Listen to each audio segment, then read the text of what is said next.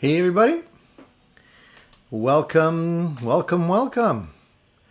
Nice to see everybody. Can you guys just tell me if everything's good? Sounds okay? I hope it does. How's everybody doing today? So good to be back, guys. So good to be back. Sorry about the little hiatus there. I've actually not been online since I think the last show was January 17th. So long overdue. So it's good to see you guys. Let's see who's in the house here. Let's see who's here today. All right. Quite a few of you are here this morning. Good. Happy to see you guys. So Cushman, happy Valentine's Day. It's true, today is Valentine's Day. So I hope you guys are spoiling your loved ones, your better half, your wife, your girlfriend, whoever it may be. Definitely don't want to forget Valentine's Day, right? You don't want to be in the doghouse. So good morning, Cushman. Good morning, Alan. How are you? Alan says the heating is on full, but the chill factor is draining it away. Yeah, I heard about that. I heard about the crazy weather in New York City. We're getting cold weather here too. It's been actually quite chilly. Minus, I think yesterday was like minus 22. So I don't know what that is in Fahrenheit, but it's cold. After a certain amount of zeros, you just say it's cold. You don't even count the chilliness anymore. So good morning, Jack Collins. Happy Valentine's Day to you too. Randy, good morning. Canadian cousin, hope you are well. Peace. Same to you, Randy. Paul, hi Paul, how are you? Where have I been? Feels like a junkie who hasn't had a fix. Same here, my friend. Same here. Actually, you know, it's been crazy. Just a while ago, I think it was that Sunday, the Sunday where we were supposed to be having the last live event. Unfortunately, my mother-in-law passed away. So was kind of expected, but still very sudden. And of course, you know, it wasn't appropriate for me to be doing a live show at that time, so I postponed that event, and that's part of the reason why I haven't been live. I just haven't had time, so I apologize for that, but I'm glad to be back. So it's gonna be a good Sunday show, I have a feeling here. They've changed things on this program that I'm using, and they're constantly always upgrading stuff here, and it's hard for me to know exactly how many of you are online, because it used to be listed at the top. Now they've changed that. I don't know. I wish they would stop making changes because it's confusing for me. Thanks, John. Thank you for your condolences. I appreciate that. It's not an easy thing to lose a loved one, and for sure my mother-in-law will be sadly missed. She was always, you know, the in-laws, the grandparents are kind of the anchor to the families, and when you lose them, you lose a big part of the foundation of the family. I feel, anyways. I'm a big, you know, I like family. I like the get-togethers. I like the socialize, and you know, my grandparents or the grandparents of my kids were a big part of the social gatherings that we would get together and do on a regular basis. So, you know, when they're gone, you have to carry the torch and continue that tradition. I think it's super important, and hopefully that will continue. So, without getting too mushy, I just wanted to see, first of all, let's start off by talking a little bit about what's going on this week. I mean, right now, the show, we've gotten to almost 20,000 subscribers. We're just maybe 500 subscribers short of 20,000, which is fantastic. Hopefully, we'll be able to hit the 20,000 mark very soon. If there's something that you guys can do to help that out, I would just say share, share, share. Let other people know that we're around, that there's people that are doing these live chats that have gear addictions, and that will definitely invite and welcome other people to join us. I think that's a super easy way for you guys to help the channel grow. I'm just trying to see whether or not the stream sounds good online or not here. I don't know. I can never tell. I might have to change my software eventually. It's just giving me too many problems. Go to something else, but I'm glad you guys are there. Sometimes I don't see all of the comments right away. And that is a big pain. Even if you guys do like a super chat and stuff like that, it doesn't show up in my view here. So sometimes if I miss any of those super chats or anything like that, I apologize. Okay, it's not, I'm not ignoring you or being rude. It's just because I don't always see it. So I have my phone on here at the same time so I can see what's going on and hopefully follow the chats that way. And even sometimes with that, I don't necessarily see the chats all the time. Like right now, I think the chats are not showing up on my phone. So anyways, we'll do the best we can. So the first thing I want to ask is, has anybody got any new gear? It's been a couple weeks, so I'm hoping to hear some good news. And hopefully you guys have scratched an itch of some sort or another, maybe it a pedal or an amplifier or a guitar. And love to hear about that. Today I'm playing this guitar. This is it's actually a Squier. This is a Squier Deluxe, and I've done a review on this guitar already. I've done some mods to it, of course, but it's a great guitar and very different from the contemporary Squiers that I have here as well. One right over here. I've changed it. I've changed a few things. This one actually came originally with a neck that was unfinished. There was no poly on it. It was just raw wood, which I liked at the beginning. Unfortunately, I felt it was getting dirty. The wood would get a little dirty, and it was a little light. So I ended up just covering it all up in poly, and I like it a lot. It's a little bit of a chunkier neck. The guitar overall a little bit more heavy. It's probably ash, whereas the contemporaries I think are basswood. Definitely a different sound between this guitar and that one. Although the bridge seems similar, 2-point bridge, still not the same sound. And while I did the finishing on the neck, of course I had to sand everything down, so I got rid of the Squier logo, and I don't like my guitars with no logo. So what I ended up doing was I put in a Fender one here, because the Fender logos are actually easier to find than the Squier ones are.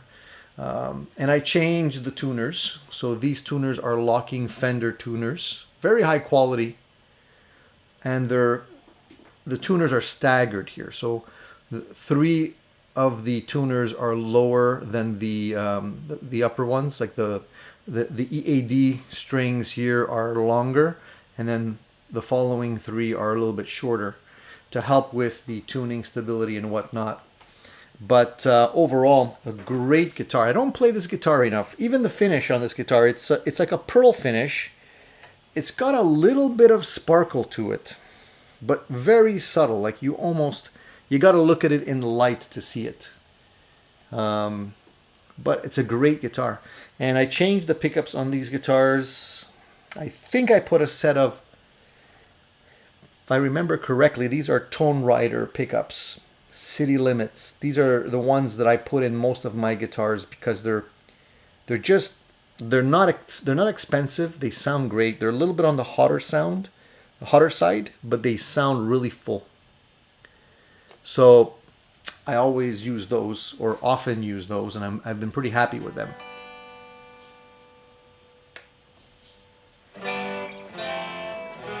Now I'm plugged into my my amplifier back here, but it's not very loud, so.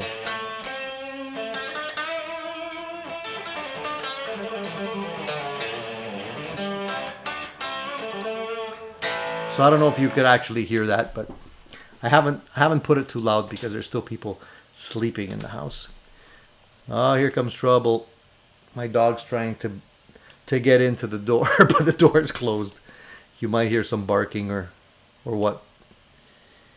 All right, so let's get to some of the questions and answers here. So my main question was did anybody get any new gear? Oh, and by the way, before I forget, guys, because it's Valentine's Day, I'm offering a 25% discount on any of the merchandise for the channel. So if you're interested in grabbing any kind of merchandise to help the channel out, I would greatly appreciate it if you do. You can use the code ATG for Addicted to Gear, ATG 55. This is the 55th show. And you'll automatically get a 25% discount on any of the merchandise. So you can grab a cup or sticker or whatever it may be. And that really goes a long way in helping the channel. And I appreciate that. So definitely do that if you're interested. It's a good way to save some dough. All right. So we have a couple of comments here regarding some new gear. Let me just catch up on the chat a little bit here, so that I know what I've missed here. I'll go halfway down and I'll say hello to whoever I've missed along the way.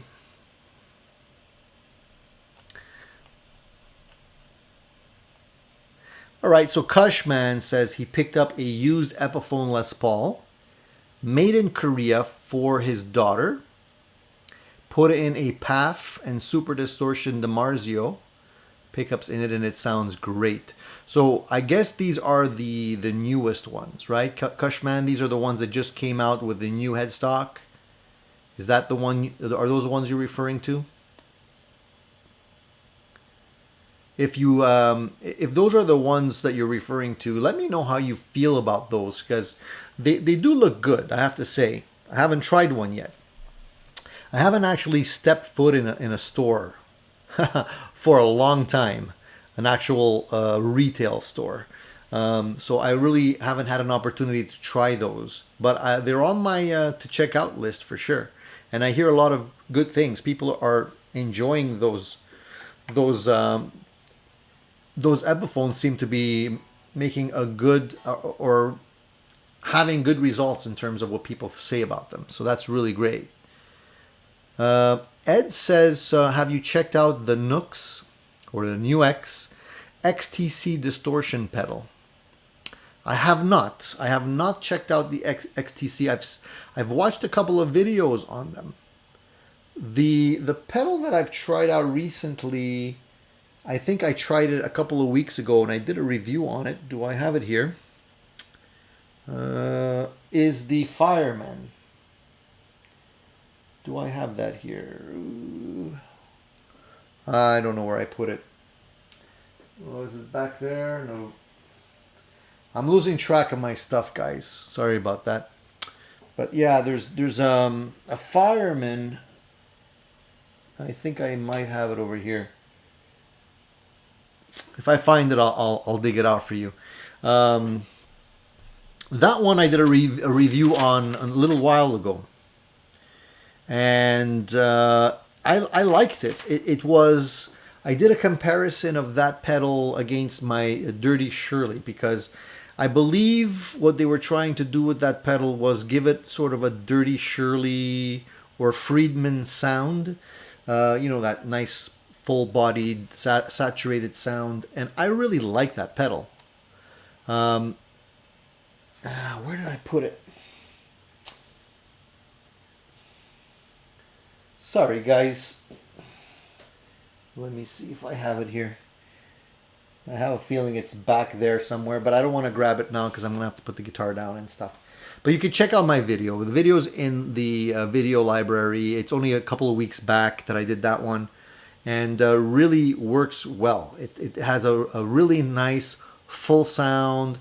Sounds great. It doesn't. It's not even that expensive. So I'm always a sucker for a good distortion pedal, and I wanted something that would give me a little bit more gain, and that one definitely did that. So I was super happy with that pedal.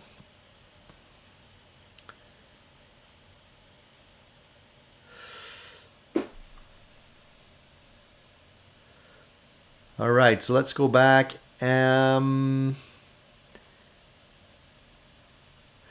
So Christian says, last week I got a new Strat. Martin Horner, a young guitar maker, made it for me. He also wires the pickups, which are not waxed and sound stunning. I like unwaxed pickups, unpotted pickups. There's just something about them. I think there's more harmonic overtones, I think. The only bad part about that is when you're playing in a live situation, you're playing with a lot of gain. What ends up happening is you get a lot of feedback. As a matter of fact, I was playing one guitar yesterday that I bought, and we'll talk about that later. And the bridge pickup in that guitar is not potted. And yeah, it's not. It was feeding back. It was like really complaining. Just leave it at that. So I got a lot of feedback, but it does sound better in my opinion. It really does. I'm just trying to see whether or not I can see the comments here. Sorry guys, I hate to miss any comments. So I'm gonna have my phone as a backup just in case I've missed something. All right.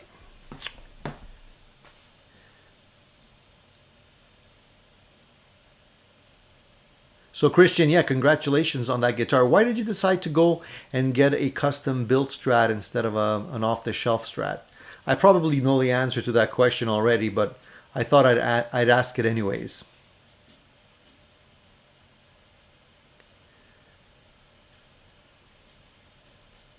Bruce has finally finished the Telecaster build. 84 American Strat neck, Bigsby trem, Texas special pickups, locking fender tuners, compensated bridge, Nashville pickup configuration, 3 pickups, Strat pup in the mid, plays and sounds great. So Bruce, isn't it so gratifying to actually build a guitar the way you want it to be, with all the features and functions the way you want it to be? That's something that I love. I just love putting in the effort to get something unique, and it becomes your number one, you know?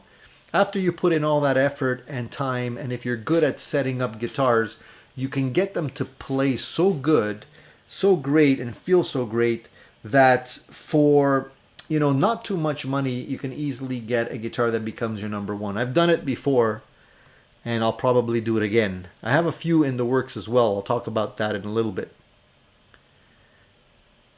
John ZD351 says, bought a Lefty 70s classic vibe Strat, black maple neck, HSS, even after I swore off any more black Strats. You can never have enough black Strats, John, honestly. And the classic vibe stuff is good. So that's the one with the large headstock, I believe. Is that the one? And why did you decide to go with the HSS configuration? I have a lot of trouble with the HSS configuration. I still haven't found a good balance between the humbuckers and the single coils. I always feel that there's always a jump in terms of the output, or the, you know, just the overall levels when you're going from the humbucker to the single coils. And it's kind of, you know, if you're going from a humbucker to a humbucker, you don't notice it. But when you're going from a humbucker to single coils or back, you tend to notice it more. And it kind of bothers me a little bit.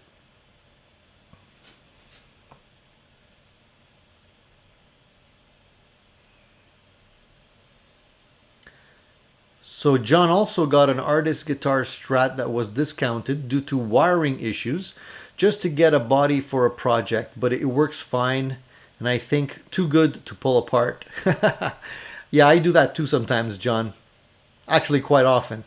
I do scour the used classified ads to see if there's any good part casters that I can actually take apart for, you know, tuners or a bridge or neck or pickup or bodies, you know, and just build another guitar with it the way I want it to be. It's a good way of getting the parts you need at a discount. When you buy the parts individually, they become very expensive, especially if you factor in shipping and duties and the time you have to wait to get the parts. But if you buy, you know, a guitar that pretty much has everything you need and pull it apart, overall, you usually save money. So it's a great way of sourcing your parts. And then you also save on the shipping because everyone, you know, you ship it once and you get all of the parts.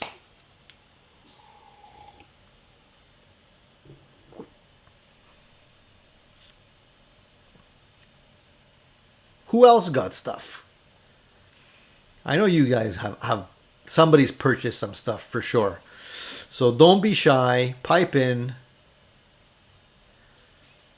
and let me know.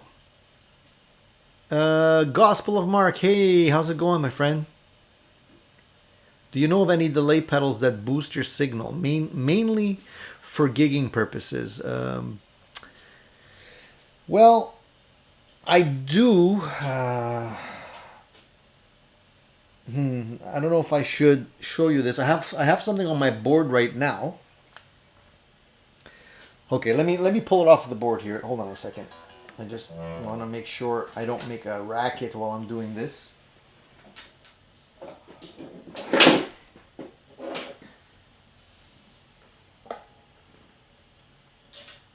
All right, so here,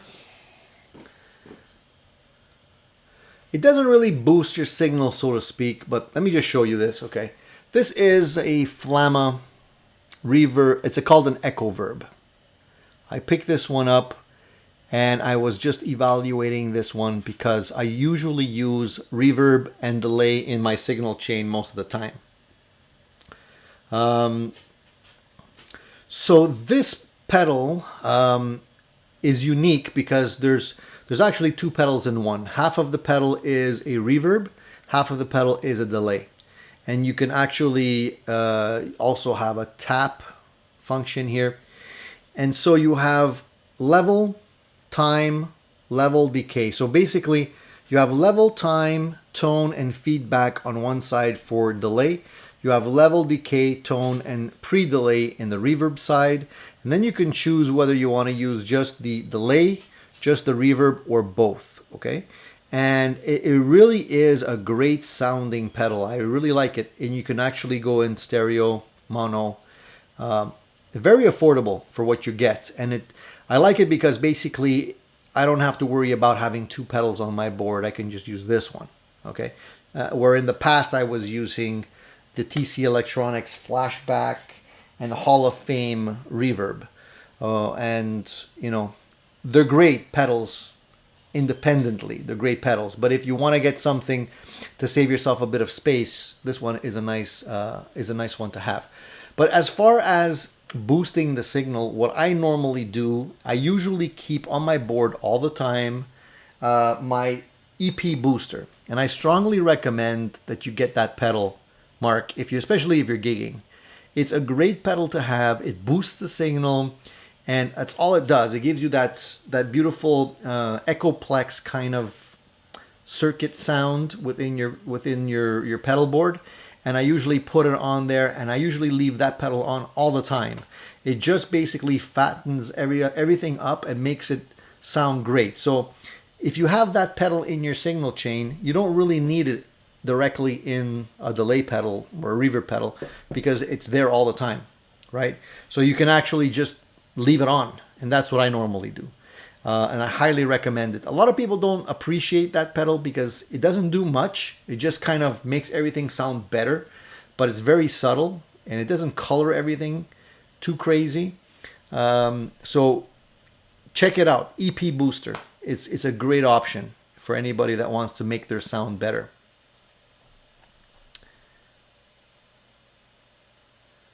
Jeff says, hi Tony, I bought a Dynacomp this week, second time of owning one.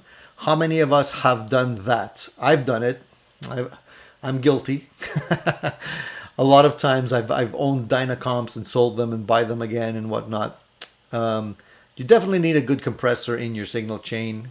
A lot of people don't appreciate the compressor, don't even really know what it does. But it definitely adds to the overall sound. And I usually have one in my signal chain. I don't have one right now. Actually, I gotta get another one. I'm looking for a good option for a compressor right now. So I'm in the market. I'm basically searching around to see what I can find. I know there's some good options out there.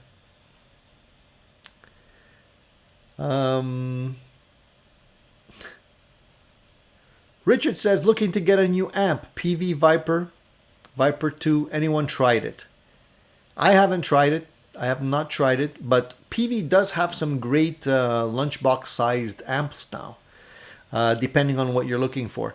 I feel that PV really is still making some really good stuff. And if you don't have a huge budget, PV is kind of a good place to start because they really provide quality in terms of reliability. I've had PV Bandit, I've had a PV Classic, I've had a couple of PVs along the way, and they all sounded good. They all did what I expected them to do. And for somebody just wanting a good, reliable amp that they can use pedals with, PV is great.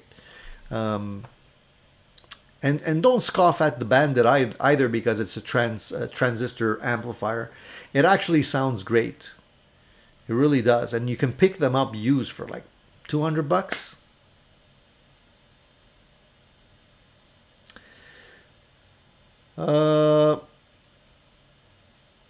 Jeff says, I got the Dunlop EP preamp. Great pedal. I haven't tried the EP preamp. I've just, when I picked up the EP booster, I was happy with that, and I never looked back. And it does what I want it to do because it doesn't color the sound. There are some boost pedals that do color the sound, gives you a bit more saturation. This one doesn't really do that. Hey Paul. Paul says, Tony, I have the Echo Verb Killer. The new Mini Echo has the live basic digital delay, analog, and tape delay, $40 US, zero downside for a gigging guy. The Echo Verb Killer, who makes that, Paul? Is that made by China brand? Jeff says Dry Bell Unit 67 makes everything sound better too. So there you go. You have a couple of options there, Mark. People are piping in with some other suggestions for improving your tone. Inventor says compressor pedals add noise. Maybe the rack mount might be noiseless. Les Paul had LA2A modded with jack input. You know what I've learned, guys, about pedals and noise? I'll share this with you in case some of you don't already know this. I'm sure a lot of you already do know this, but in case you don't, here's a little tip. Make sure your power supply is pumping out the right amount of power. And I'll explain why. I learned that with this guy. A lot of people, like I've been reading some reviews on the Flamma stuff saying they're noisy, there's some weird noise in the background and whatnot. And I had not experienced that on my own. Then I plugged this pedal in and I did hear it. And it was kind of a pulsing sound that was basically timed to the tap tempo that I was using on the pedal. And really annoying, right? That's the last thing you want to hear when you're dealing with a pedal that's supposed to be giving you a reverb or a delay, right? And so I looked at the power, and lo and behold, it was underpowered because I have a decibel 11 power supply, which is a really good quality power supply. But it allows you to use different power outputs depending on which position you're using with the jacks into the power supply. And I had mistakenly plugged it into one that was underpowered, and I was getting those noise issues. Plugged it into the right one, gone. Right? So make sure you're matching your pedal with your power supply. And if you have any of these pedals, the Flamma stuff, and you're getting weird noise, definitely check your power supply. That's the tip of the day. All right. Where was I? Let me scroll back here. Sorry, guys. Cohen says, Christ, I'm just moving over from kit to part guitars to scratch building. I'm about to start my first neck carving in the coming weeks. Man, you're courageous, man. You're definitely courageous. That's one thing I haven't tried yet. I've put together part casters, painted guitars and stuff like that, but never attempted to build my own neck. I think I wouldn't have enough skill, and I probably don't have the right tools to do it accurately enough. So for the price of picking up another neck, you can pick up a neck for what, $200, something like that. I figured it would be worth it for me to avoid any mishaps and then get stuck with something that I wouldn't be happy with after putting in so much time. Because it does take a long time to put this stuff together.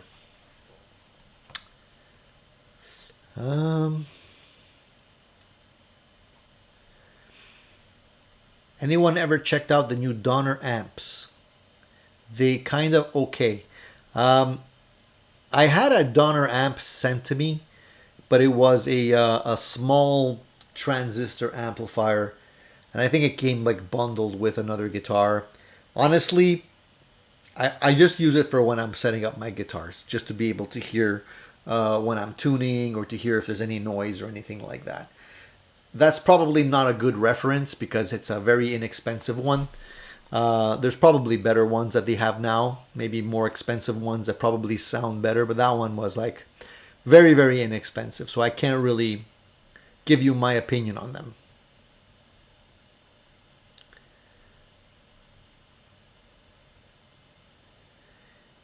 John also says, I have 3 sets of twin guitars, 2 SX Strats, 2 Humbucker E90s, FLTs, and 2 made in Japan early 90 profile Strats. So which one is your favorite, John, out of the bunch? When people start buying multiples of a guitar, you know that guitar is usually pretty good.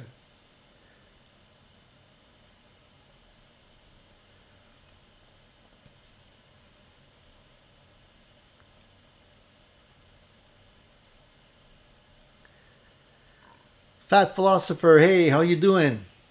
Last week on Reverb, an Aussie company called Hayes released a lefty semi-hollow Telecaster for just $300 shipped. Shane at In the Blues said he might review one. If he gives some thumbs up, I'm buying. So the semi-hollow Telecaster, so I guess that's kind of like in the same spec as the thin line. Does it have an F-hole carve, or is that how is that laid out? One of the good things about having a semi-hollow, obviously, is the lack of weight. You get a nice light guitar, and they're usually pretty resonant too, so that could be a good thing.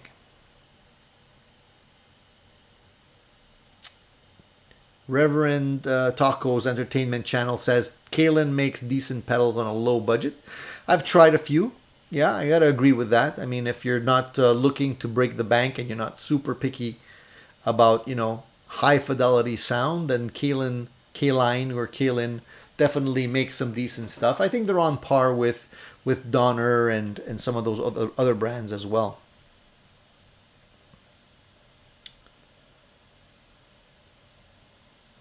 John says Donner is good, but have been doing some shitty stuff on their YouTube channel, stealing other creators' videos on their pedals and uploading to their own channel.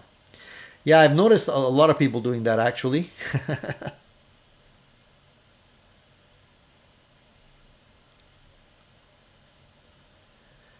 Paul says, I use Joyo 2 amps, 9 volt wall warts, dead quiet, and enough juice to cover anyone's board.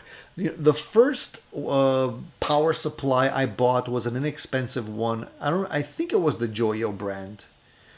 I had that for a while and it did the job, but what I would notice is that it would sometimes start going on and off whenever I started putting more pedals on board. What ended up happening is it just eventually is not able to furnish. That's the difference between the higher end ones. I've noticed, like from the one I'm using now, the Decibel 11 one, if I unplug it from, and you can see, like, you know, this is a big heavy duty connector, right? It's not a little cheap like a wall wart type thing. It's really heavy duty. If I unplug it, you'll see that the pedals stay on for a few seconds. So it's pumping enough juice to keep the pedals on, even after I unplug the pedals, for like, I would say 2 to 3 seconds. Whereas the Donner stuff and the cheaper stuff doesn't have enough juice to do that. And it's clean. It doesn't make any noise.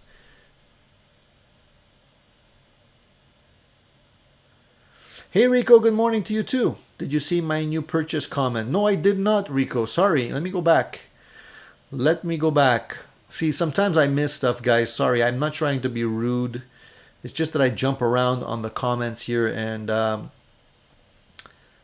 definitely miss a few along the way there. So let me go back. Oh, here we go. Rico says, I bought a new Godin Stadium HT, had 3 QC issues, but I took care of them versus sending back to Canada for repair. Neck is amazing, $694 delivered. So what QC issues did you have on that guitar? I'm curious, because usually Godin makes pretty good stuff, and they're I would say their QC is usually pretty good. Huh. And Rico is also saying, what is your small pedal board recommendation for bedroom playing?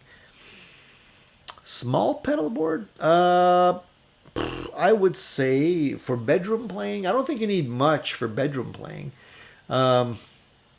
Honestly, the only thing I would probably use for bedroom playing would be a reverb and a delay, just to make the sound a little bit bigger if you're playing in your bedroom. Because typically practice amps don't really sound all that huge. That's what I would probably use. And as I mentioned, the Echo Verb is a good option because you have 2 pedals in one. You have your delay and your reverb in one pedal right off the bat, and it's not that expensive. What else? That covers echo and delay. If you're looking at possibly a distortion pedal, depending on the amp that you're using, if you want to get distortion at a low volume, if you want to get something that's just a drive pushing the amplifier, I really like the Honker drive pedal from TL Pedals. It's basically, I would say, a better clone of a tube screamer. There's a lot of other pedals you could probably use as well, but that's one of the ones I like the most right now. And if you're into modulation, well, you might check this one out. This is also a Flamma. It's a Flamma F505, and it's basically a modulation pedal that has chorus, flanger, tremolo, phase, vibrato, rotary, liquid, Ottawa, stutter, ring, and low bit all in one. So you're basically getting 11 different modulation effects in one pedal, and they're pretty good, I have to say. So if you're looking at getting modulation effects, sometimes you don't use the modulation effects all that much. Like I have independent, I got an independent flanger on my pedal board. I had a chorus as well. I had a phaser at one point. I had a tremolo. But honestly, I don't use them much. I use them for maybe one particular thing. So there's taking space on my board for no reason. So well, this one with one pedal, I now have 11 different effects that I can use whenever I need them. And because I don't use them all the time, it's a great little pedal. And also you can save your settings. That's the good thing about this pedal. So you do have 7 banks here. So if you set that, for example, you want to get that chorus or flanger specifically dialed in, once it is, you can save it. So as you switch over, you don't have to retweak it every time for all of the different modulation effects. So that's a pretty nice way of doing it. So Rico says QC issues where input jack didn't work, lots of fret sprout, and the Ashray bridge was very, very sharp. I'm surprised. I really am. But those are easy things to fix. So you could have at least contacted them and, maybe worked out a discount. Did you buy, Rico, did you buy directly from them? Did you buy directly from Godin, or did you buy from through a reseller? Just curious. Bruce says you should turn around all the guitars in your rack. I think we'd rather see the fronts instead of the backs. That's true. I should do that. I don't know why I did that. You're right. I should. Well, the good news is that I've been making some videos of all my collection. So I've put out my one video recently. You can check that out. And that was my 3 favorite guitars of my collection. The other one that I followed up were kind of the next 3, not in any specific order. And I'll continue to make those videos and show you the rest of my collection. There's quite a few, and some of them come and go. As a matter of fact, I got rid of a guitar. I got rid of a guitar and an amplifier in the last little while. So I can talk to you a little bit about that. So if you know, you probably won't notice because I'm in the way here. But if I scooch over, actually, here we go. I don't know. See where the Black Star is? Where there used to be, there used to be a Fender Bass Breaker 15 head. So I ended up selling that head because I was trying to liquidate some stuff to potentially buy some other gear. Immediately, I got seller's remorse. As soon as, the gentleman came to get the amplifier, I had plugged it in, played it, sounded glorious, and I'm like, oh man, why am I selling this? I shouldn't have sold it, but honestly, I wasn't playing it enough to keep it, and I said, I might as well. So I got rid of it. I might buy another one eventually. Don't really know. But I'm sure that the gentleman who picked up that amplifier will enjoy it. It was a great sounding amplifier, I have to say. I think from the Bass Breaker series, the 15 is probably, in my opinion, the best price performance ratio. The only other one I would probably buy would be the 30R, but the 30R is harder to get for some reason. They're just harder to find, more expensive. And but the great thing about the 30R is it does have independent channels that you can switch.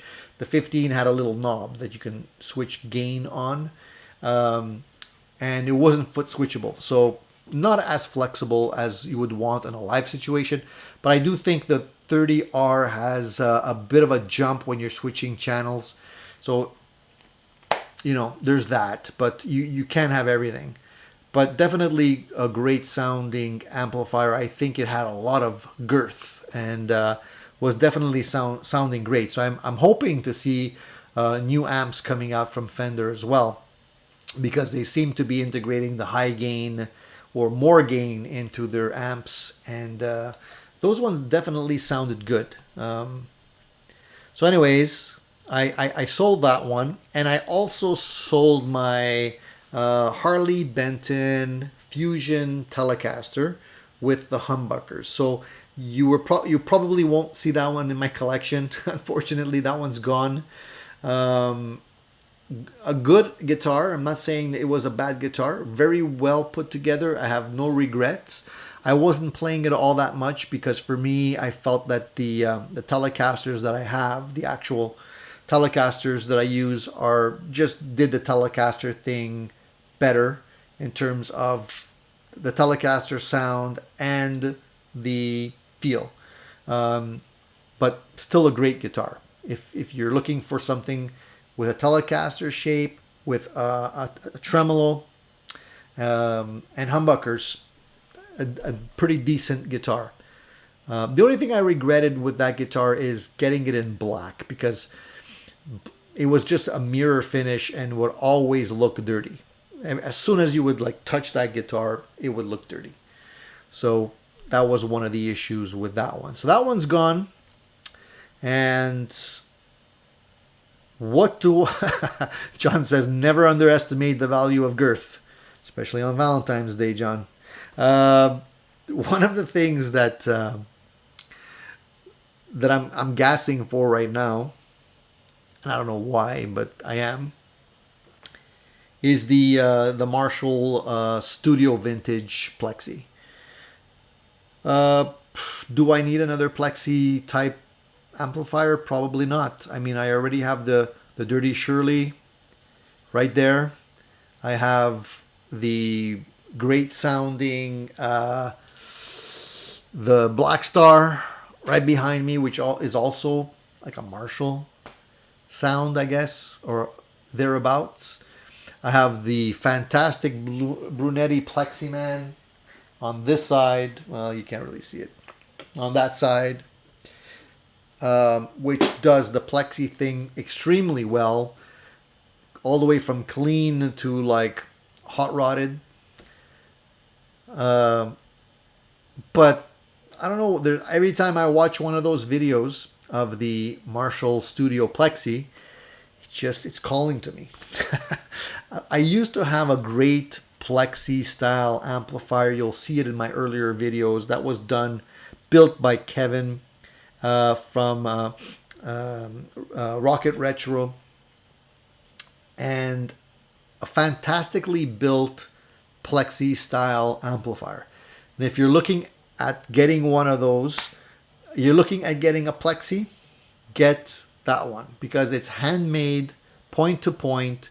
Kevin builds fantastic amplifiers, and they're actually not that expensive. I think I paid, if you're in the States, it's even cheaper because you don't have to worry about the exchange and the duties and all that kind of stuff. But for about $1,800, you get a 50 watt Plexi that sounds amazing. The only thing with that is that you have to have a big place to play it because it's very difficult to play a 50 watt Plexi, get that saturation that you want at a lower volumes. That one did not have a master volume.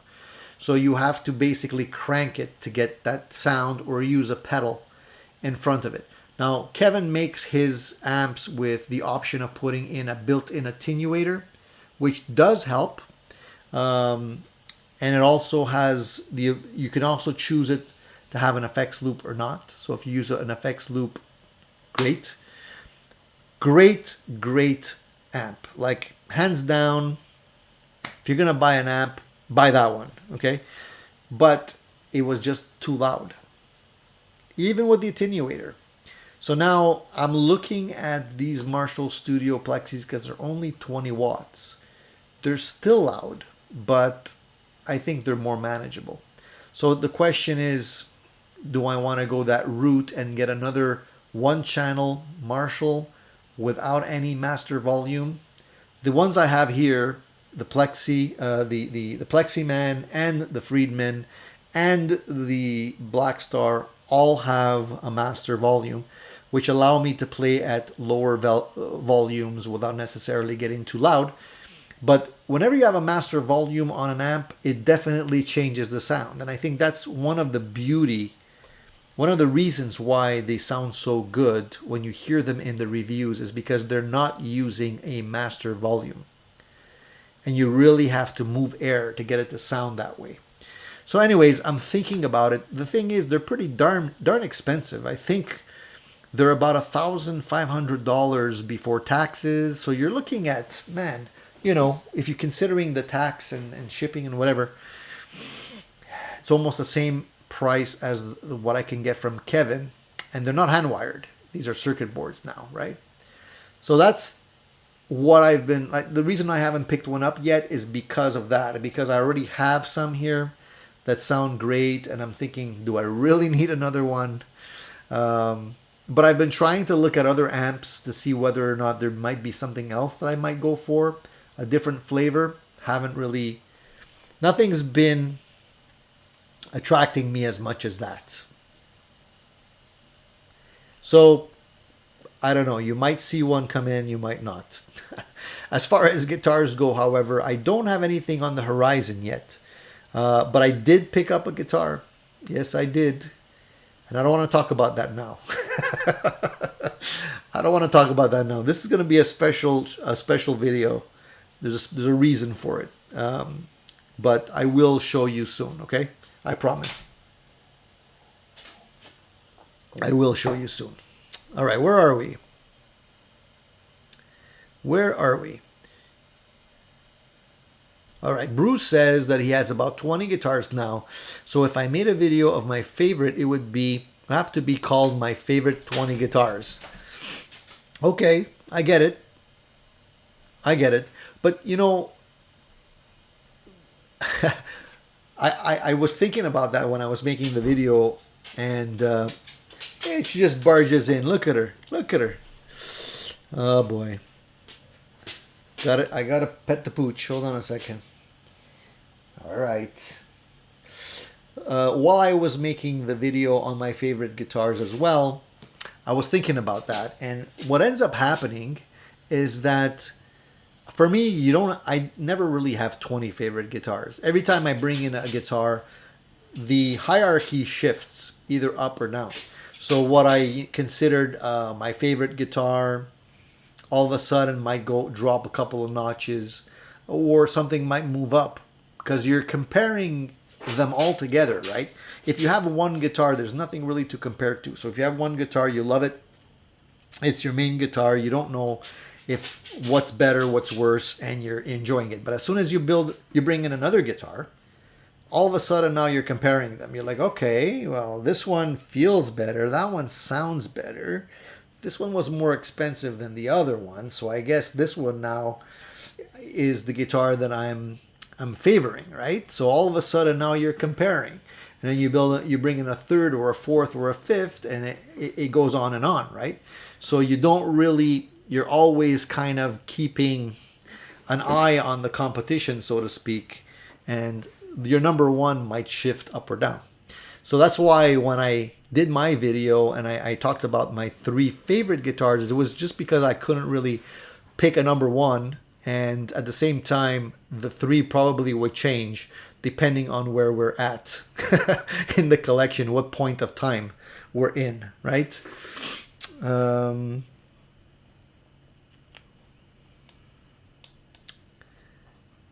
So Paul says, Tony, get a good standalone attenuator you can use on all your amps for their faults, and are still better than using a master volume. Well, Paul, that's exactly what I did when I had the Rocket Retro. I ended up getting a Weber attenuator. I bought one, and yeah, you can definitely lower the volume, but it's not the same. That's what I'm trying to say. You know, it just isn't the same. You can make it more manageable. You can lower the sound, yes, but there's just something about saturation that you lose when you're attenuating anything. So even with the attenuator, I tried the built-in attenuator. I tried the outboard Weber attenuator, which is a great attenuator, by the way, and I ended up selling the amp and the attenuator. So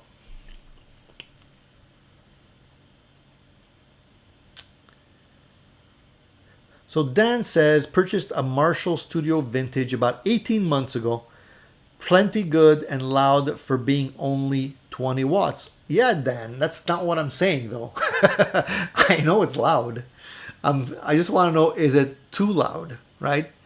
Um, do you regret buying that one? I mean, what other amps do you have, Dan? I'm just wondering, do you play that amplifier at home most of the time? Do you play it gigging? What I like about it is it's small. It's a small form factor, kind of like the Brunetti.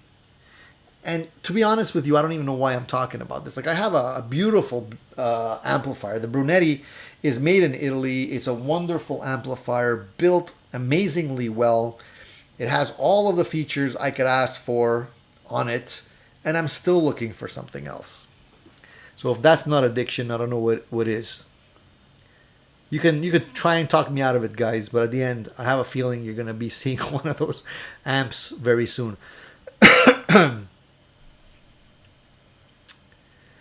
Strat 5150 says, I want a 2 notes, but I know I will start buying amp heads. Yeah, that's part of the reason why I didn't get. I was looking at the 2 notes Captor X as well. But even with those devices, like mainly to be doing like a pedal or a guitar video, it's extremely advantageous because you can do it silently. I still feel that it sounds better when you're miking your amplifier. Every time I watch a video where they're using a captor or something like that, you can tell. It's almost like, it's kind of like it boxes in the sound a little bit. I don't know how to explain it. I guess you lose like the room aspect of when you're miking a cabinet. You know, in the room, you're always getting more of that room sound. You don't get that with the captor, even though the Captor X is extremely good because you do have the ability of manipulating the sound, adding some space effects, some reverbs, playing around with the positioning of the microphone and all that kind of stuff. Strat 5150, did the JJN not scratch the 20 watt itch? Yeah, it did. I was actually playing it yesterday. I love that amplifier. It really sounds good. I mean, I have to say, for a combo, it sounds great. And a lot of people have been asking me, hey, Tony, how come you didn't do a review on it yet? That's probably because I have been posting videos on my Instagram, guys. I actually posted one yesterday. So if you want to hear it, it's just a little crappy recording that I did with my phone. But the reason why I like posting some clips on Instagram is because I can play songs that won't get flagged or cause me to be demonetized like they do on YouTube. And so I did a little clip there yesterday. If you don't know where my Instagram is, it's in the link at the bottom of my videos. Just click on there, subscribe to the channel, Addicted to Gear, and I'll also post like photos and stuff of things that I'm working on. So and you'll see I played a little bit of tush on that amplifier. So the Black Star, playing one of the guitars that I purchased that I'm not going to talk about right now. And yeah, it was just guitar, cable, amp. That's it. Sounded really great.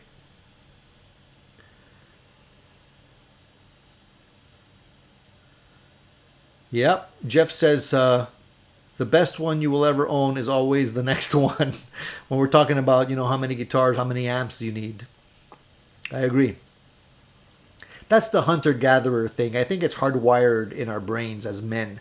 The hunter thing. You're always looking for the next thing, right? The next kill, the next, as cavemen, that was a survival thing. And now that we don't have anything to hunt anymore, we're hunting gear. Dan says, I play the amp at low settings, also have a Vox AC30 head, which I also play attenuated, just play in a separate room from the amplifier. Definitely not as room friendly as a Fender Princeton. Exactly. And I have considered getting a Princeton. I was actually looking at some videos on a Princeton recently too. I just feel that they're so expensive, like you can get something a little bit more boutique for the same money. And I like the 4x12. I love the 4x12 cabinet, Sometimes I'll take the Black Star or the Brunetti and I'll play it through the 4x12. Sounds glorious. The Dirty Shirley too. Sounds great. You can't go wrong with that. Rico says, I have a Black Star Silverline 20 watts. It's great. Has 6 different tube emulators. KT66, 6V6, etc. Have you played it? Nope, I have not played the Silverline. The only Black Star that I've played is this one. I've played, I forget what it was called, the big one. They have the really big head. I don't know if it was called the One, Black Star 1 or something, Artist 1. I don't remember. It was a while ago, however. Way too much amp for what I needed at the time. But it sounded good, though.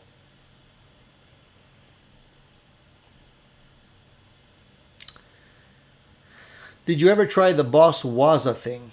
It even creates a loop on a non-loop tube amps. You're talking about the Waza Craft? Or you're talking about the Katana? Or the headphones? I'm not sure. They have a few different things now.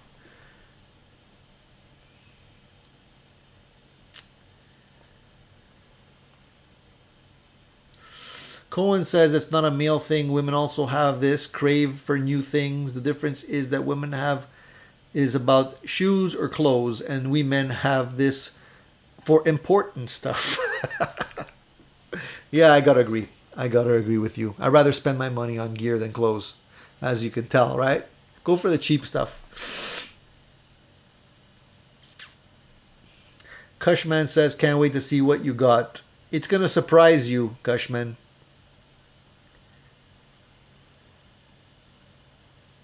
Rico said, when's the guitar unboxing, Tony? Today or a later video? Yeah, it's going to be a later video. It's not an unboxing. There's no box to unbox. I ended up buying it locally, and I didn't get it shipped over, so there's no box. So it's just going to be a review. Well, so one of the things I wanted to talk to you about also, quickly actually, is... as you guys know, I was working on a Strat build project as well. I had purchased a Strat body, a nice ash body, and I painted it butterscotch lacquer. I just wanted to build like another guitar and use it as a kick around guitar. And I also wanted to build a purple Telecaster, sort of like Danish Pete's guitar. So I ended up buying another body for that guitar, and I started to accumulate the parts for it, because it's basically a parts caster, and it's something that I'm gonna be working on. And I got a few of these projects happening at the same time right now. And because it's winter and it's cold, it's not the best time to be painting lacquer. You want the humidity level to be at a certain level, and you don't want it to be too cold, because then the lacquer doesn't flow properly and whatnot. But I'm getting set up. So I'm going to show you. the new body that I got. And hold on one second. Let me just try and put this guitar down someplace. I'm running out of places to put my guitars, so I'm going to have to put it on the floor. I don't like doing that, but here, let me just put it here for now.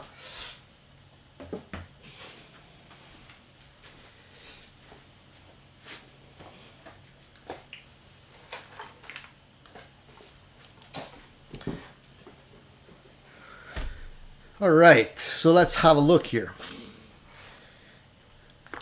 So I'm accumulating the parts that I need for this build. I still have a few things on the way, but I'm getting there. So the first thing is the body. This is the body I'm going to be using for this build. I decided to go with pine. Why did I decide to go with pine? This is 100-year-old pine. Repurposed. As you can see, it's not perfect. There's like flaws in terms of coloration. I mean, it's not really a flaw. It's wood, right? So the grain will change, but the routing on this is very well done. There's no burnout or anything like that. I went for pine because I did have a classic vibe Telecaster that was pine and it sounded fantastic. This is less than 3 pounds. It's so light. And Pine is a relatively soft wood, and this it was going to be kind of a natural relic. Like, what I mean by that is it's going to relic on its own. It's going to have very thin lacquer on it, so it's gonna wear through, and you know, pine tends to get like little dings in it and whatnot. And that's what I want. So pine. So we're good for the body. That's number one. Beavis says, I was just shooting nitro in my garage that couldn't have been more than 40 or 50 degrees Fahrenheit last week. Was a little more difficult, but came out fine in the end. Well, Beavis, what you can do is take your lacquer, put it in some warm water just before you're going to be using it. Let it warm up, and it'll flow a lot nicer. The thing that you have to be careful with lacquer is the humidity level. If the humidity level gets too high, you can get blushing in the finish. You'll see that more on transparent finishes, not so much on opaque. But yeah, you can definitely do that. It's a trick you probably already know. I'm not really sure, but in the wintertime, usually humidity is not, it's not an issue, because usually the humidity is already pretty low, especially if you're heating, right? Okay, so that's the body. Let's go to the neck. The neck I purchased online, and I couldn't really get the neck I was looking for, but this is close enough. So let me show you that. Hey, cool tunes made easy. Nice to see you, buddy. Glad you could make it. All right, so this is the neck. This is a WD Music licensed by Fender neck. It has a really unique finish on it. It's not shiny, but there is definitely a finish on it. Medium frets. The truss rod adjustment is here, which I prefer. I'm not really going for a vintage correct Telecaster or anything like that. I just want the features. This is a 10-inch radius, which I love, and with the medium frets is great. So the only thing I might do with this neck is give it more of a vintage tint, because the color is a little bit funny. But the most important thing for me is actually the feel of the neck. And it's not a thick neck. It's more of a modern style neck. So the idea with this build is to give it sort of an older look, but modern features. That's what I want. So there's the neck. Cool tunes made easy. High Vox. Need a Tony fix, long awaited. Thanks, man. I appreciate that. I needed the fix too, let me tell you. It was a really crazy couple weeks there for me. Beavis says, yeah, I kept everything in a climate-controlled environment right up to the moment of spraying. Yeah, that's the way to do it, man. You don't want all that hard work to go down the drain, right? So you want to make sure that you try and take the precautions that you need. Okay, so let's look at the individual parts. So I decided to try some solo parts. I don't know if you guys know, Solo Music is a distributor of guitar bodies, kits, and parts in Canada. And because I'm in Canada, I figured I'd give them a shot. So here is the ashtray type bridge. This is their own brand bridge. Typical Telecaster bridge. Nothing to write home about. You'll see, however, that the individual posts here are not brass and they're not compensated. Okay.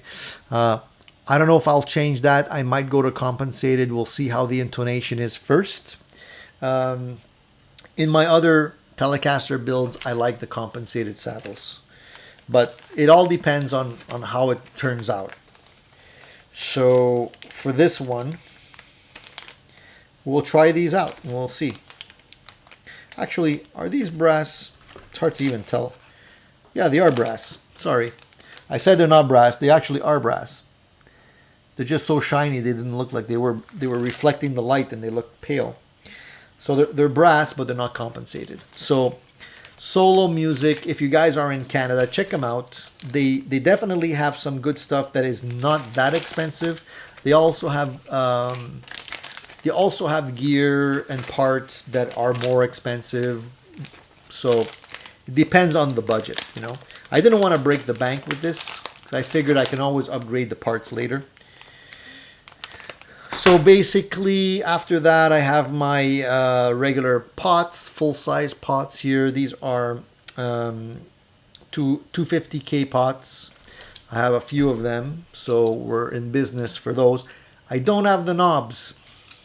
If anybody wants to donate knobs, Telecaster knobs, contact me, please. I definitely need knobs. I was thinking of maybe grabbing some off my other Telecasters in the meantime, until I can get them.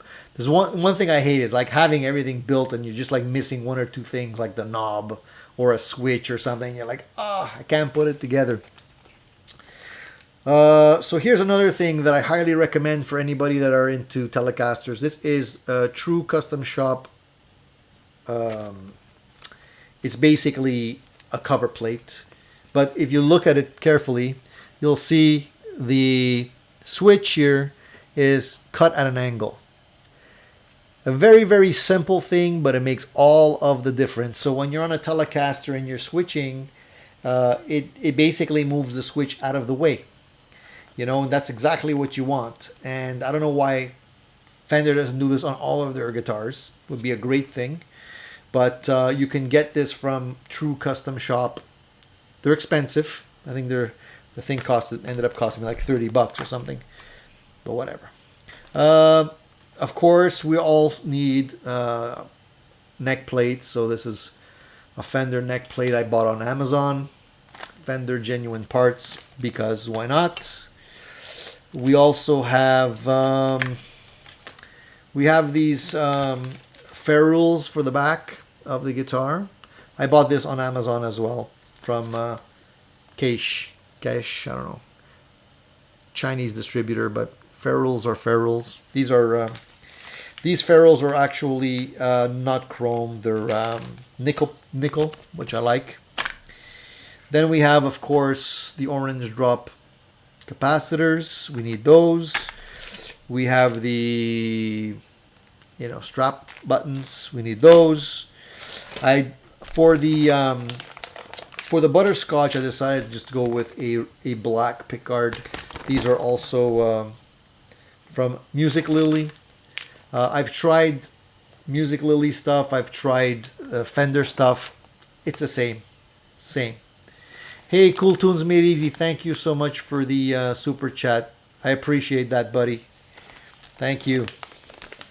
The reason why I went with the black, first of all, it's 3-ply, and I like having the adjustment screws right here for the pickup, for the neck pickup. A lot of times the older ones, they don't have that, and it's a real pain. You have to pull off the entire pickup, pick guard, and I don't like that. So this is a feature. Little things makes all the difference. So there's that, and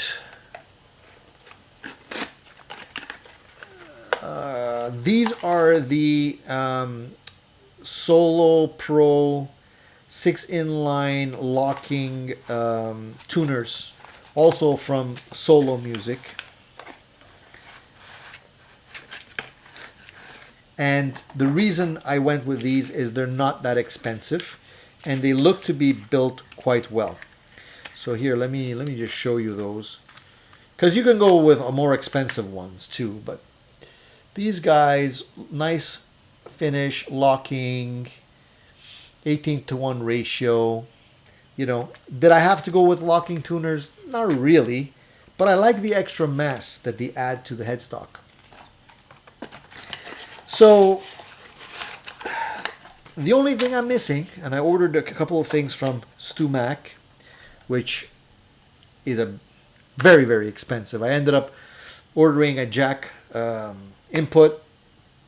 What else did I order? A jack input, a string tree, and I think one other item.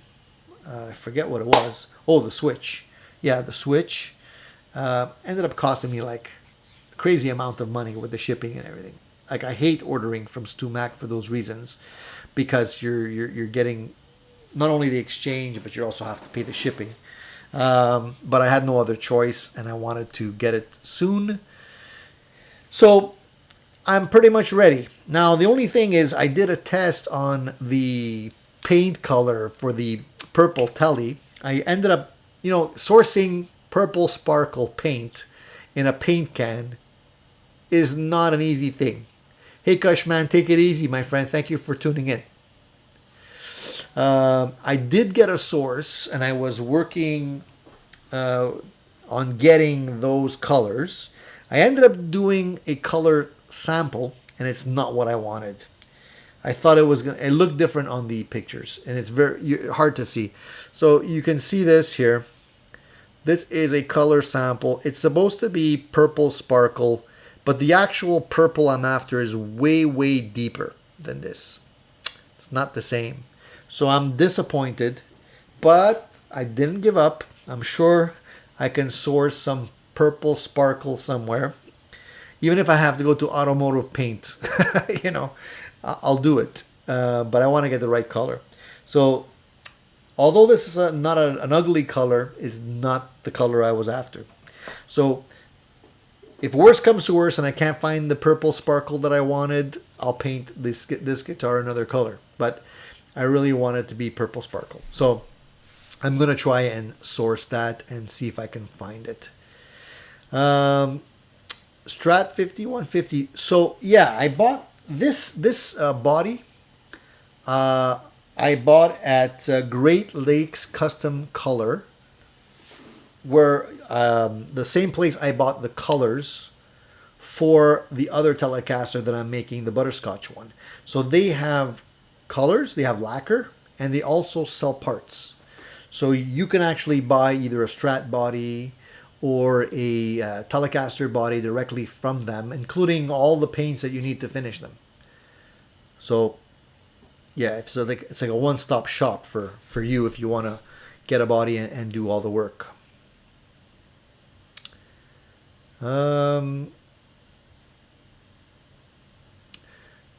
Yeah, you got an unboxing video, but that was not the guitar that I was talking about. So yeah, that's just like to show you where I'm at with the build.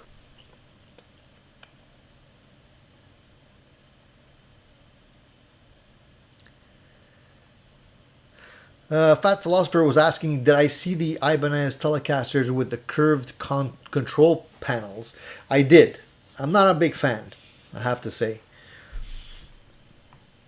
I've tried Ibanez guitars previously. I've had, my first guitar was an Ibanez. I've had a few others along the way. And for some reason or another, I never bond with Ibanez guitars. It's almost like the same thing that happens with me and Mesa amps. Like, they look good, the specs look good, the guitars look great, but then you try them and it's just like the tone is not, for some reason or another, not what you're after. And so after a while you end up flipping it, So I kind of stopped. I've done, if you go to my Instagram, you'll see a picture of me there where I was playing an Ibanez, one of the more recent ones that are not cheap guitars. They're very expensive. And I really, I love the look of the guitar, and I really thought, oh man, this is going to be a sweet guitar. And I played it and it just sounded dead. It didn't sound, maybe I just got a bad one. I'm sure they're not all the same, but there's just something about them. Rico says, have you seen this? Krylon Glitter Blast, Grape Glitz. Is that lacquer, Rico, or is that just like poly or something? I didn't see that. Where are you getting that link? It might just do the job. You never know. Grape glitz could be cool. Bruce says try Chrysler Plum Loco from the early 70s Dodge Challengers. Great shades of purple. Yeah, but where do I find that? Especially the early 70s colors. I don't think my local Canadian Tire, has that. But maybe I can get something custom mixed. The thing is, I need to get it in a spray can. And if you can't get it in a spray can, I can't get, it won't work. Yeah, the duplicolor stuff, the thing is you have to be careful. Because duplicolor sometimes is enamel, not lacquer. And everything I have in terms of the sanding sealer, the primer coat, the top coats, the clear lacquer, it's all made for lacquer. So if I mix, you might have some surprising issues, cracking and other stuff as well. But yeah, I'm going to definitely look into those. I'm sure I can get something. Krylon Glitter Blast is more of a metal flake than a metallic. Yeah, that's the thing. And I don't like the glitter. Like, I don't like when they have metal flakes in big chunks. Like, there's a lot of them now that they have these really big pieces of metal in it. And it's too much. Subtle. But I'm going to keep looking for sure.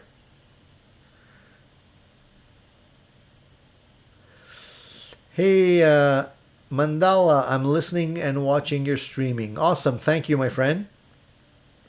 Plum Craze is what it is called for your information. Which one are you referring to now, Vox? Is that, you're talking about the Krylon stuff or the car?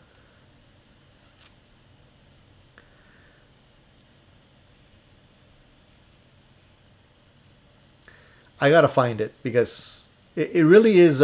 When you get into purples, it's very easy to miss the mark and get something that doesn't look good. And I really like the deep, rich color.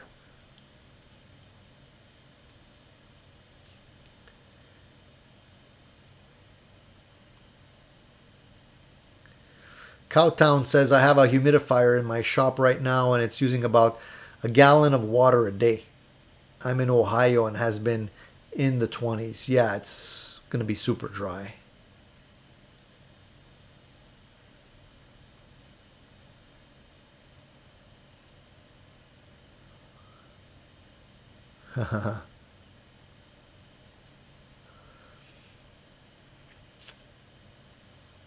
Henry says, I heard that pine wood is brittle regarding pox.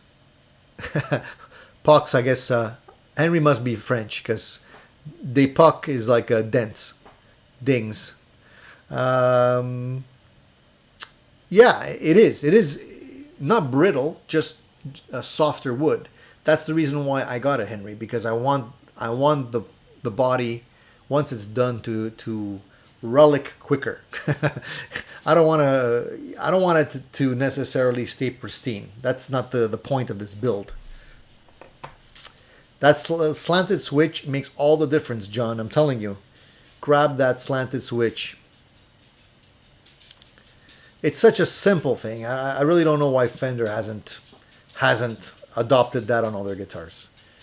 You know? Hey Landon, nice to see you, my friend. I bought a Fender neck or body recently from Solo. Good service. Yeah, I don't have any issues with them. And some of their other stuff is good too as well. So I'm probably going to be shopping there more often. Since they're in Canada, I mean, who wants to pay duties, right?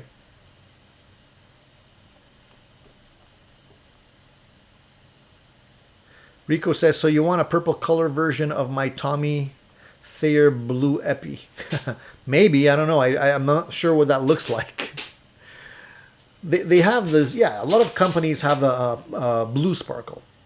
I just want a purple version. That's all.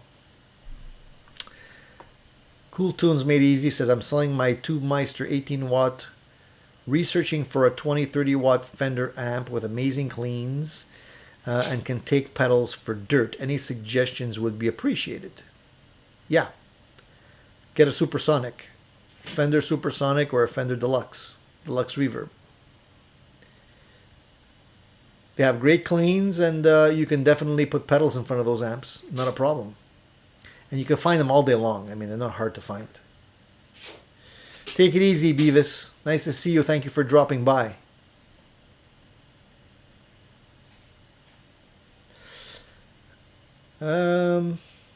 Hi, Tony. Bought a vintage Kramer Pacer Custom. Made in America, 1986, recently. It's great. A friend even tried to buy it from me by monthly installments. Did you have any experience on this guitar? Well, that's a friend, man. He tries to swipe your guitar from you. I don't have any first-hand experience on the Kramer Pacers because they're hard to get and they're expensive. I have the Kramer Beretta Special that I got recently and I like, and I upgraded with the Vega Trem and a Seymour Duncan JB in the bridge position, and it plays great. So much so that I would grab another one if I would find another one used or get a good deal on one that has a maple neck. I probably would buy another one. They're great modding platforms, and they really don't cost much. Henry says, in all, what will the weight be on my Telecaster? Well, the body is it's about maybe 3.2 pounds. The neck, pretty light. I'm thinking all in. I'm hoping maybe 8 pounds, under 8 pounds, hopefully, maybe. I don't know. I would have to weigh all the parts. I haven't done that yet. But it's going to be a light guitar. And honestly, pine is a great wood. I mean, I've tried pine guitars, specifically Telecasters, and they sound fantastic. If they're dried, especially since this is a 100-year-old pine, it's dried. I mean, you're not going to get more. It's not going to dry anymore. After 100 years, it's dry. The only issue with pine is if you're buying pine that is cut and routed out, and they haven't given it time to actually dry out properly, it could split, it could warp. But if after 100 years that issue is gone, and that's really why the body actually weighs even less, because the water content is gone. So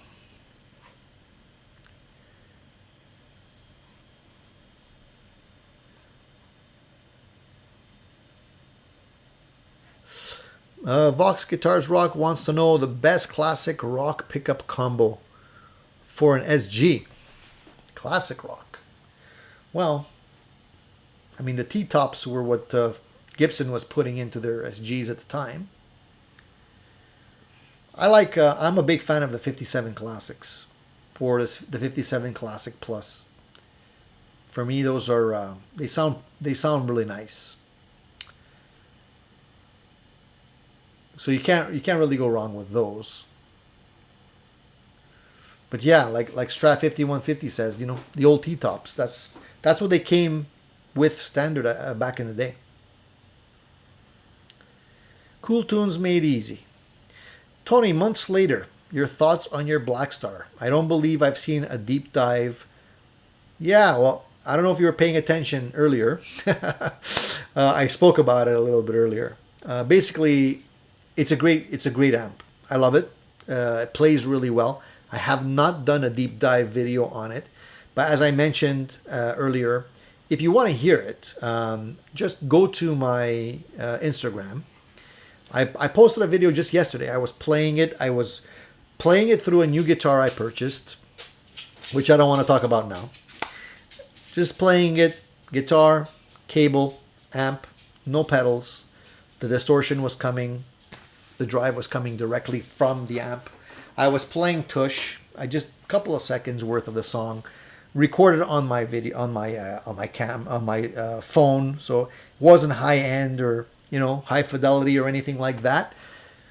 But it sounded great to me. And like I said earlier, I got gas for other amplifiers, and I'm a big Marshall tone, but tone fan, but I can't justify it. Even though I'm after the Marshall Vintage Studio Plexi. That's what I'm gassing. I'm gassing now, but honestly, I might just buy that amplifier just to realize that I already have the tones right here between these great 3 amps that I have behind me. So I might just wait. I don't know. Does Monty make T-top replicas? I don't know. That's a good question. He probably does. I know he makes the pickups for the Danish Pete Telecaster. I might even just get those pickups from him. I don't know. I haven't sourced the pickups I'm going to be putting into this guitar build yet, but that could be a possibility. But definitely reach out to him. If he doesn't already have, he might be working on it. I know he's constantly putting out new stuff. So, did you see the Alex Lifeson podcast? He said 80% of Rush songs were written on a Telecaster. Surprising since he's a Gibson artist. I'm not surprised. I love Telecasters. They sound great. I mean, look, I'm sure a lot of the early Zeppelin stuff was all on a Telecaster as well. I don't know. Telecasters to me is just, it's a great guitar. You can't go wrong with a Telecaster. I think a lot of people shun Telecasters for the same reason I did for such a long time. The look. You know, they associate the Telecaster with country music. And that's how I felt about it when I was younger. I never realized how great they are. And, you know, they don't look like they're refined. It looks like a slab of wood. Looks like a cutting board. Nothing too refined in terms of contours or whatever. But when you play them, they're great. You know, they sit right between a Les Paul and a Stratocaster to me. So they have a lot of range. And ever since I started liking the Telecasters, I've never looked back. And although I like the Gibsons, I like them a lot. I like Strats too. But I don't know, there's just something that just sounds easy with a Telecaster. It's just that the sound is there. You don't have to tweak, you know? It's beautiful in its simplicity is how I like to look at it. So let's see. Put that there. What else? What else we want to talk about, guys? I think I covered a lot of stuff here today. What else? What else you guys? Do you guys have any other questions for me? You have any gear specific questions? Yeah, Bruce, Stairway to Heaven for sure. Recorded with a Telecaster. That's been, a lot of people have talked about that. Yeah. So if it's good enough for Jimmy Page, it's good enough for me. A friend of mine, which is a luthier, told me that the Kramer Beretta is the best guitar in the world that he had ever tried. Wow, that's quite a statement. What is your opinion, Tony? Because you have it in your collection. Well, the one I have is not the original Beretta. It's this Beretta Special, which I'm pretty sure is not going to be the same. Probably going to be quite different, considering this is like a $200 guitar, and the Kramer Beretta original ones were, at least now, are like almost $2,000. What do I feel about it? I know that this one is definitely worth more than $200. Just feels great and it plays great. And with a couple of little upgrades, it's a fantastic guitar. As I said earlier, if I find another one, they're hard to get now. A lot of places are out of stock. But if I find another one, I might pick one up.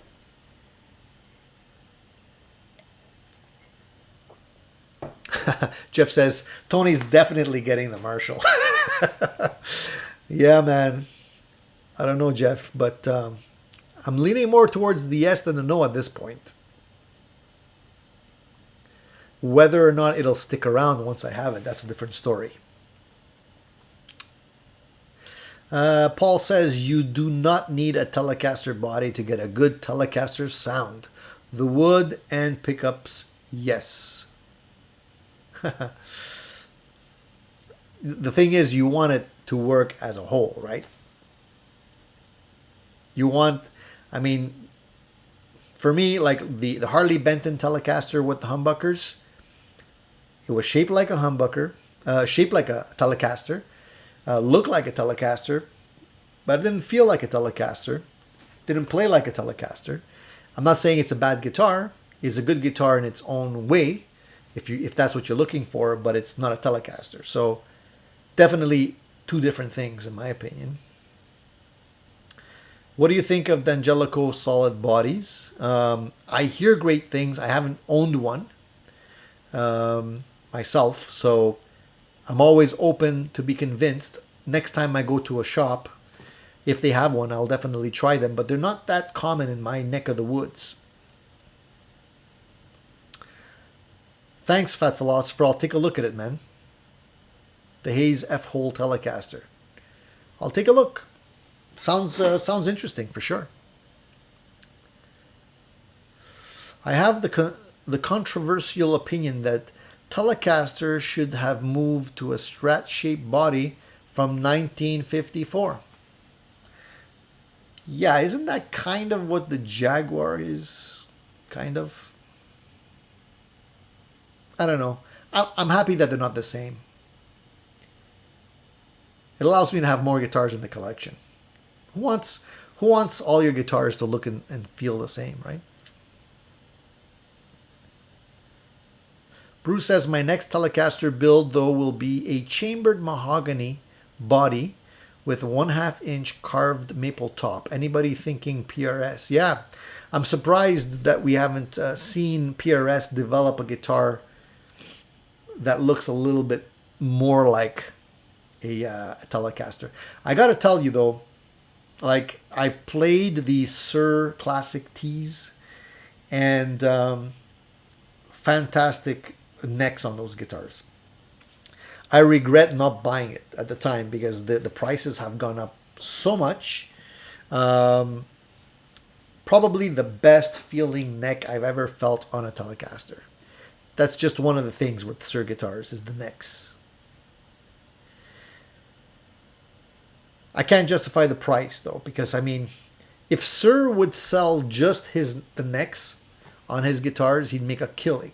Because you can easily take that neck, put it on a regular Telecaster body, and save yourself $3,000. Maybe that's why he's not doing it. But Paul says the cheap Beretta body is made of mahogany.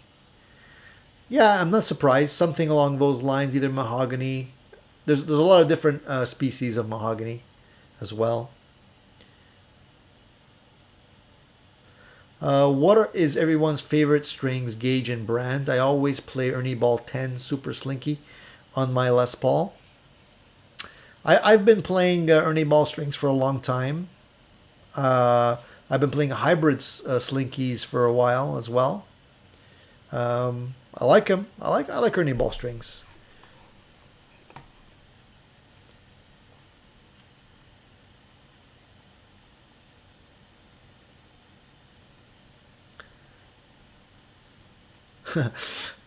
Fat Philosopher says, my father probably bought, played, made, and traded about 50 Telecasters in his lifetime. Yeah, you should have hung on to a few of those, Fat Philosopher.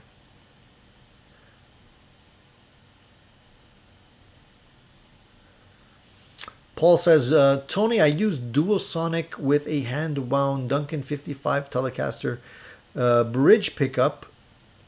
Sounds more Telecaster than my Telecaster, so I sold my Telecaster. Yeah, makes sense. If you can get if you can get a wider variety of sounds out of the guitars you already have, then definitely go about doing that. My bud has a Friedman T-style amazing guitar. Everybody that has talked about the Friedman guitars has said how great they sound. And there must be something to it because, I mean, for the price that they're selling these guitars for, if they didn't sound great, I don't think people would be dishing out that kind of cash. So I haven't tried one. There's none around here. I guess I would have to order them directly from Friedman. And I don't like to buy guitars sight unseen. But hey, if Friedman wants to send me a guitar, I'd love to demo it for you guys. It's probably not going to happen, but you never know. Tony, I hear your wife's gonna do a random inventory on your gear, giving you heads up. Yeah, that's what I'm worried about. Especially if one day my biggest nightmare is that she's gonna sell all my guitars for the price that she thinks they're worth.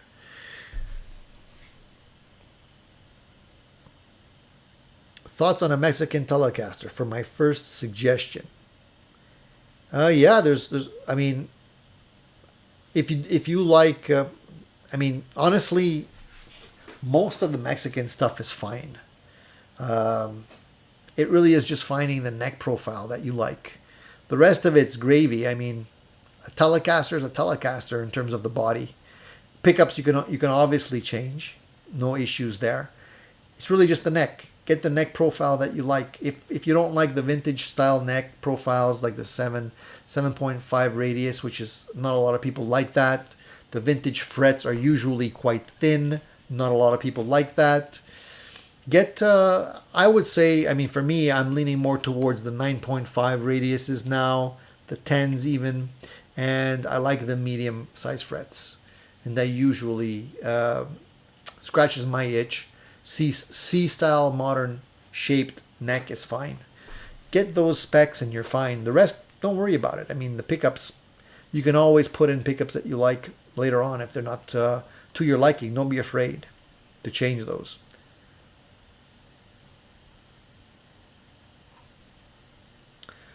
Gospel of Mark says, I used the Diodario 9s. Had to go to 9s because of hand fatigue, and I love them.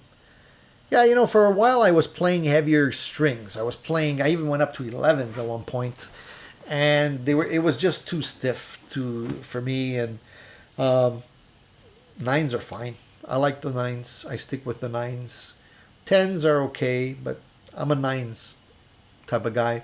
I even wanted to try the thinner ones. Billy Gibbons, I think, plays 7s or something like that. So one day, just for giggles, I'll buy a set just to see how long they last before they break. Jeff says, visually, I have always loved Les Pauls, but for fit and comfort, it's Telecasters all the way. I have a Sir Alt T. Tony, you're right. The neck is fantastic. The cost is eye-watering, though. I know, man. I know. The bodies on the Sirs are also even more comfortable because, if I'm not mistaken, they do have the tummy tuck, and I think they do contour part of the bodies as well. The classic Ts, I think, are more standard shapes. But yeah, those necks are fantastic. I'm telling you, man, if you find a guitar that has the neck profile and shape that you like, even if it's the cheapest piece of junk guitar, you're going to love that guitar. And I have some guitars here that I honestly are like, normal people would not even consider them real guitars, but because of the shape of the neck and the way they play, I've worked on those guitars to make them even better than they were originally. I've even changed pickups in them to make them playable, and they play great. I love the way they just feel. And I'm not a snob in that way. I don't really care about what's on the headstock as long as it plays the way I want it to. Yeah, 7s are dental floss for sure. I'm sure they're gonna hurt your fingers because they're like really thin, right? Especially the high E string. Like you probably get like a string cut.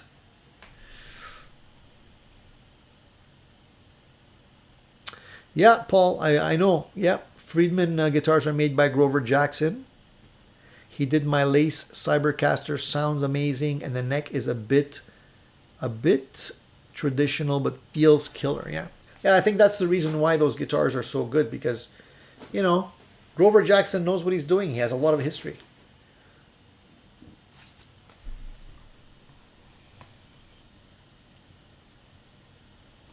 John says, I'd be lying if I said I knew what brand or gauge strings are on most of my guitars. A few guitars still have the same strings since the 90s. Wow, they're vintage now. I'll put 9s or 10s on them if I change them. Not fussy at all. Yeah, but I'm telling you, John, change those strings, man. From the 90s. Wow. Dude, we're 2021. It's time to change. Time to change those strings. Wow. Fat Philosopher says I got NYXL 9 to 46s on mine, but 9 to 52s on my VM NT. I haven't tried those strings yet. I don't know. I've tried coated strings before in the past. I don't know if those are coated or not, but I've tried coated strings in the past, and I didn't like them. I felt that they just, after a while, they dull out very quickly, and I don't know. I just didn't like them, and I felt like for the price that they were selling them for. Basically, what I ended up doing is I usually get my strings on Amazon now. I buy the 5-packs. They're usually a good deal, and I don't have to schlep all the way to the store to get them, and I can save myself a couple of bucks, you know. Hey, good night, Fat Philosopher. Thanks for tuning in, buddy. Seriously, you can't access the T-shirt link. You're serious? I'm gonna have to check that, dude. I'll check that after the live show. I don't know why. Should be able to. I mean, the link's been there for a while. You'll definitely need a tetanus shot, for sure. I mean, Eddie Van Halen used to try and get the dulled sound from his strings by boiling his strings, so they wouldn't sound as spanky when they were brand new, right? I tried that a couple of times. My mom at the time was looking at me like I was crazy, like I had them in a, took one of her pots and boiled water in there and threw the strings in, and she's like, "What the hell are you doing?" That doesn't look like spaghetti to me, but it actually does make a difference. It actually does get rid of the brightness on the new strings. It does change the tone.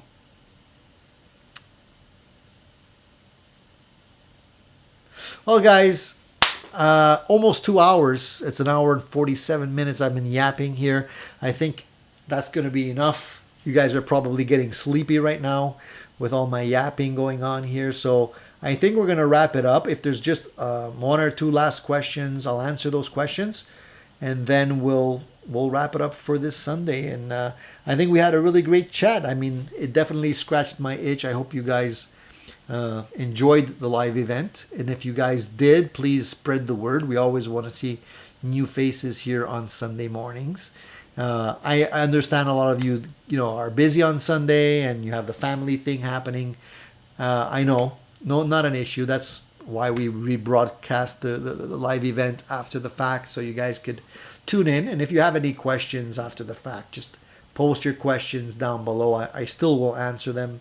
I check them regularly, so don't be afraid of that. And if there's no other questions, guys, I think we're going to wrap it up for today. If you guys liked the event or the live show today, please give me a thumbs up. I appreciate that. Please hit the like button as well. It helps me get a few more views on the videos and eventually, hopefully, a few more subscribers. I'm really happy that we've reached 9,500 subscribers. I'm hoping to hit the 20,000 mark very soon, hopefully. Maybe by the end of next week even. That'll be a really great surprise and something I would look forward to seeing. So please share the word. Seth says, have you ever played a stereo guitar through 2 amplifiers? It's an amazing experience, and perhaps one of your builds you could do a dual builds. I think that's what you meant. A dual output with a blender knob. I'm sure you would enjoy it. Yeah, I probably would definitely enjoy that. I think Kramer did that at the time at one point. I know Eddie was advertising a Kramer guitar that had 6 independent blend knobs for the strings.